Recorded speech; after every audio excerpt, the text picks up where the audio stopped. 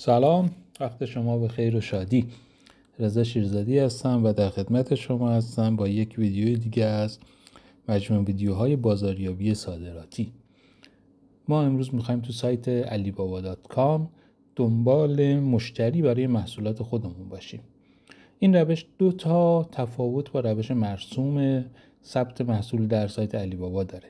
یکی این که ما دنبال ثبت محصول در سایت نیستیم و دنبال مشتریان و خریداران احتمالی محصولاتمون هستیم، و دو این که بیشتر برای محصولات این روش جواب میده که تأمین کننده اصلی اون محصول ایران یا حوزه خاورمیانه است و در این زمینه ما میتونیم دنبال مشتریان خودمون باشیم در سایت علیبابا. برای این مسئله داخل سایت علیبابا وارد قسمت ریجینال ساپلایر میشیم. در ریجینال ساپلایر محصولی که میخوایم رو با شرایطی خدمت شما گفتم که محصول ترجیحاً تولید ایران یا حوزه خاورمیانه باشه رو سرچ میکنیم. یکی از محصولات مرسومی که در این زمینه ما میتونیم سرچ بکنیم خرما هستش که محصول خرما رو ما سرچ میکنیم. خب طبیعتاً ابتدا کشورهایی که دارن خرما کار میکنن رو میارن. در قسمت ساپلایرز اند کانتری ریجن ما دنبال کشور هدفمون میگردیم. یکی از کشورهای خوبی که ایرانی‌ها خوب میتونن باش کار بکنن هند هست، یکی هم آلمان. حالا ما به عنوان مثال دنبال ریجینال ساپلایر های آلمانی میگردیم.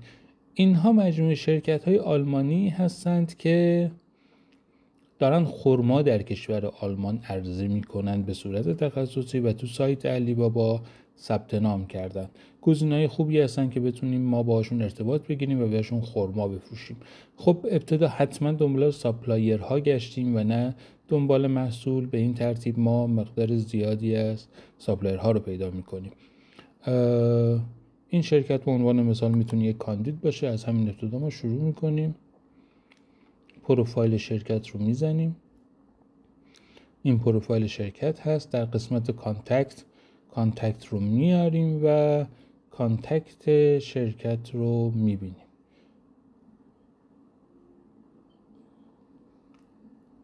شماره تماس شرکت و اطلاعات کمپانی اینجا داده شده. به راحتی ما میتونیم با این کمپانی ارتباط برقرار بکنیم و محصولاتمون رو پیشنهاد بدیم بهشون. پیشنهاد درست و درمان. اگر زمانی که قراره با شرکت‌های آلمانی کار بکنید یا شرکت‌های اروپایی، ترجیحاً پیشنهادات به صورت آفرهای رسمی و با بسته‌های کامل پیشنهادی باشه، کاتالوگ، وبسایت و تمام اطلاعات آماده باشه. اما اگر اینها رو ندارید، بازارهای سنتی مثل بازار هند میتونه به شما پیشنهاد بشه که ما در اینجا محصولات هندی رو هم دنبال ساپلایر هندی هم میگردیم که بله اینم یک ساپلایر هندی که محصول خرما رو داره و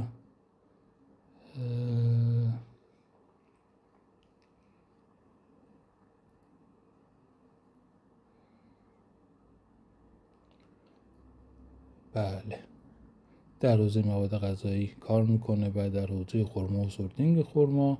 این هم شماره و اطلاعاتش هست که میتونید داشته باشید و اطلاعات هم که از اینجا شماره تلفنش در قسمت کانتکت پیدا میشه.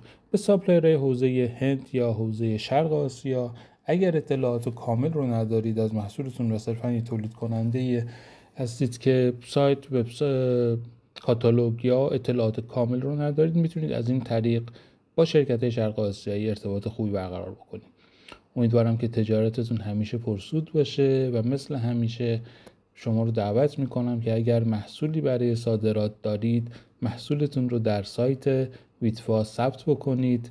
امیدواریم که بتونید در حوزه صادرات کالای ایرانی مفید واقع بشیم. خوش و خرم باشید.